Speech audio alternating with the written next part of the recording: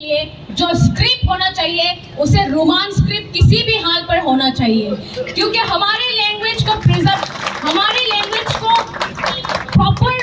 Language के proper spirit में ले जाने के लिए जो स्क्रिप्ट की हम लोग को जरूरत है वो सिर्फ रोमान स्क्रिप्ट है। और गवर्नमेंट जो बंगाली स्क्रिप्ट या फिर देवनागरी स्क्रिप्ट हम लोगों के ऊपर थोपने जा रहे हैं वो कम्प्लीटली आर्बिट्रेरी है, हम लोगों के चॉइस के खिलाफ है। हम लोगों का लैंग्वेज है तो हम लोग का राइट्स होना चाहिए कौन सा स्क्रिप्ट हम लोग के लैंग्वेज के लिए चाहिए और कौन सा नहीं। अगर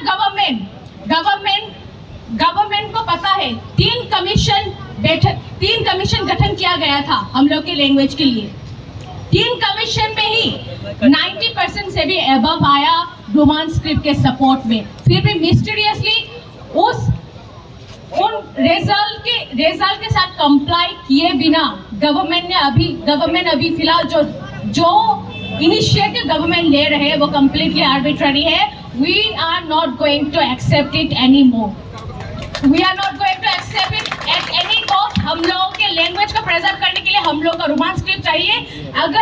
अगर हम लोगों के डिमांड को नजरअंदाज किया गया तो हिस्टोरी विटनेस है, लैंग्वेज के बेसिस पे काउंट्री गठन हुआ, लैंग्वेज के बेसिस पे बहुत सारे जगह में बहुत सारा बड़ा आंदोलन हुआ। हम लोग भी वो आंदोलन करेंगे, हम लोग और टॉलरेट नहीं करेंगे, क्योंकि एक लैंग्वेज ही बचा है फिलहाल हम लोगों के पास। हम लोग के मिट्टी में हम लोग को खुद के लैंग्वेज, खुद के मातृभाषा के लिए अभी यहाँ पर बैठकर दोपहर में बैठकर धूप में बहुत सारे बच्चे यहाँ पर बैठे हुए हैं, बहुत सारे